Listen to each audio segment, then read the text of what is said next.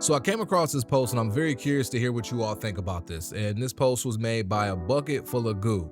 I don't really want to know what that goo is, but it's titled "I'm Done with the Grind."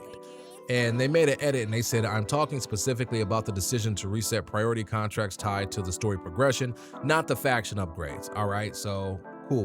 We'll get some more context here on that shortly. But it reads, "I just picked up the game after a couple months. I played the first season to the point of burning out, hence the delayed reaction. I greatly enjoyed playing as a solo player, even though I couldn't get any of my friends to try it out.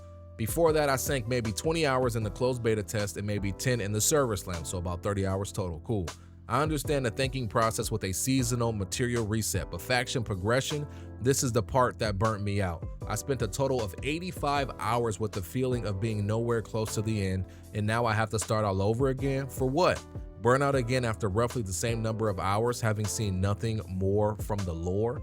I played the first 10 hours 3 times and the first 20 twice. I do not enjoy the grind. I do not want to go scan a effing bioprinter and overflow on perimeter for the 4th time. Please stop building games around unemployed players. I'm nothing of a casual. In fact, I probably have a problem. Not specifically on Marathon as my hour count shows, but with gaming in general. But nobody enjoys grinding the same missions every 3 months. And that's a shame because the new night map is great. The ambiance is really well done, but every time I think about the grind laid out in front of me, it robs me of my want to play. So yeah, I followed the project since the reveal trailer. I defended the game for months. I still think it's a great success in terms of art direction, gameplay, and storytelling, but killing my progression and forcing me to do it all over again is a kick in the balls, okay? So just looking at some of the replies here, this first reply, I think it summarizes majority of the sentiment with 258 upvotes. This person, Heaven Horizon, said, "I don't like the faction reset either. It feels like chewing a piece of bubble gum. The flavor gets lost over time. Even if it's repackaged again, it's still the same piece of gum." And Rocket Hop said, "The regrind would be a lot less abrasive if we actually got new priority contracts that progress the story." And, you know, I can share a similar sentiment with, I'm gonna call him Bucket. I'm not calling this person Goo because that's a little too freaked out for me, at least right now at this time of day. You know what I'm saying? But no, ultimately though, all jokes aside, I totally understand where this individual is coming from. It's part of the curse of extraction shooters, right?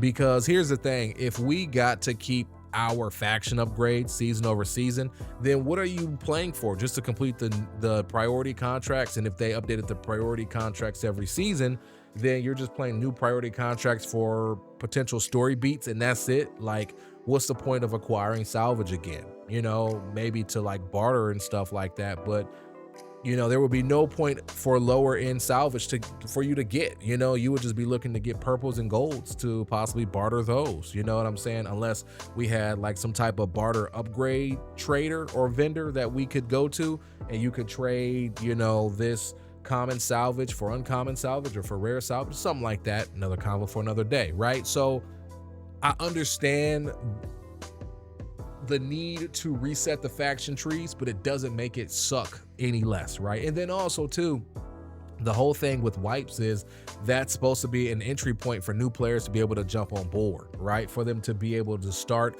on even footing with everybody else and for them to kind of go from there. So if that wasn't the case, if new players tried to jump in season 3 and they got into a fight with somebody that already had a maxed out faction tree, so that person's you know, heat buildup takes a lot less, that person has greater agility, their melee damage is more, like if they did that, and I guess I'm leaning more into the Cradle, but I mean we can include the Cradle there as well, that would make it so that new players or returning players are not on even footing, and like that imbalance would be enough to piss somebody off and say, "Nah, I'm good, right?" Like imagine being a newer returning player and you're running from somebody and you overheat, but they don't overheat and they chase you down and they just knife you to death because they do more melee damage.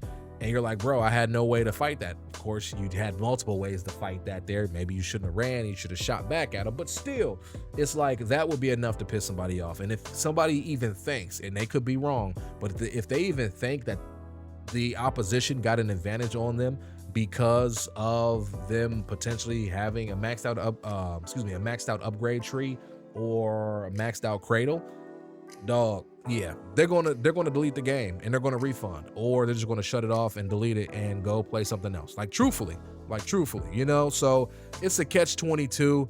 I wish there was a better way for them to approach it. Like, I know they experimented with the kits depending on which level you ended season 1 at, right? If you ended over level 75, you got a certain sponsor kit. Over level 50, certain sponsor kit, so on and so forth. But even players were complaining about that. People were saying, dog, like, there's no way I jump into my first raid ever and I'm fighting a team of purples. Part of that had to do with Night March and the whole sponsored survival PvE or PvP light mode, those type of things. Then those variables came into play for sure. But for the most part, people were running into kitted people and they had a leg up. People hated that, right? So it's like, when it comes to an extraction shooter, you got to just take it on the chin and you got to just either push through or just not play the game, truthfully. And I hate to even say it that way, because like, I don't have an answer for what Bungie or any other extraction shooter could do.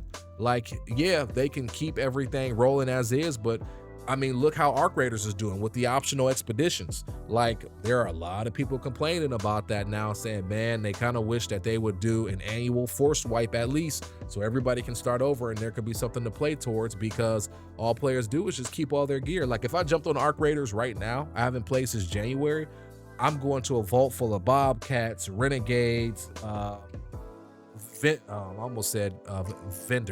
Venators, right? Like, I have a vault full of all that stuff right now, you know, and I know people are going on the expedition, I think, soon.